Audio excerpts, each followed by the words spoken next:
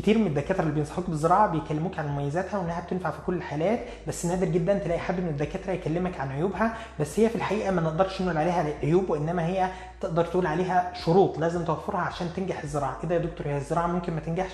الزراعه زيها زي اي اجراء في طب الاسنان، له نسبه نجاح وفشل، بس مشكله الزراعه انها مرتبطه بصحه المريض العامه. يعني مثلا مش زي التركيبات او زي الخلع او حشو العصب او الحشوات، لا الزراعه بترتبط بصحه المريض بشكل عام بشكل مباشر، زي مثلا الشخص اللي مريض سكر مش منتظم او المدخن او اللي عنده نقص فيتامين د او عنده نقص كالسيوم او حتى هشاشه العظام، كل ده ما ينفعش ليهم زراعه. بس هل يا ترى ما ينفعش ليهم زراعه مطلقا؟ لا، ممكن ينفع لهم الزراعه في حاله ان احنا قدرنا نعمل كنترول على المشكله اللي عندهم. يعني مثلا مريض السكر نعمل كنترول على السكر بتاعه بحيث ان التراكمي يكون بشكل افضل.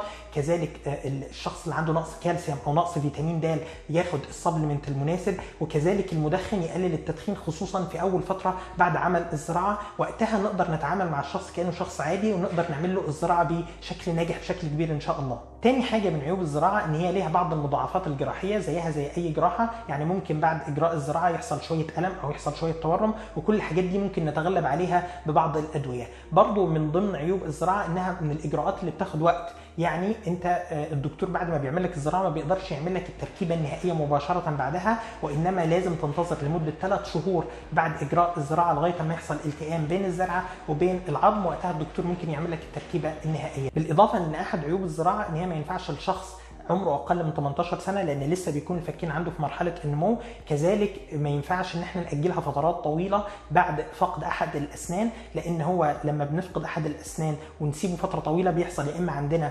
السن المجاور بيميل على مكان السن الفاضي، او ان السن في الضرس في الجهه المقابله بينزل في المكان الفاضي ده، وبالتالي بنفقد البعد العمودي لمكان الزراعه والمكان اللي احنا هنحط فيه التركيبه النهائيه. عشان كده دايما بننصح الاشخاص ان هو لو فقد احد اسنانه او خلع احد اسنانه وهيعوضها بزراعه لازم ما يغيبش مده اكتر من 3 شهور عشان ما نضطرش ان احنا نعمل تقويم عشان نرجع البعد العمودي ده، او ان احنا نضطر ان احنا نخلع الضرس المقابل، فبدل ما كان هيعمل زرعه واحده هيعمل زرعتين. واخر عيب من عيوب الزراعه ان هي تعتبر من اكثر الاجراءات في عياده الاسنان المكلفه، عشان كده الاشخاص الغير مقتدرين ماديا بنضطر ان احنا نبحث لهم عن حلول بديله عن الزراعه. وبكده اكون قدرت ان انا اختصر لك معظم عيوب الزراعه.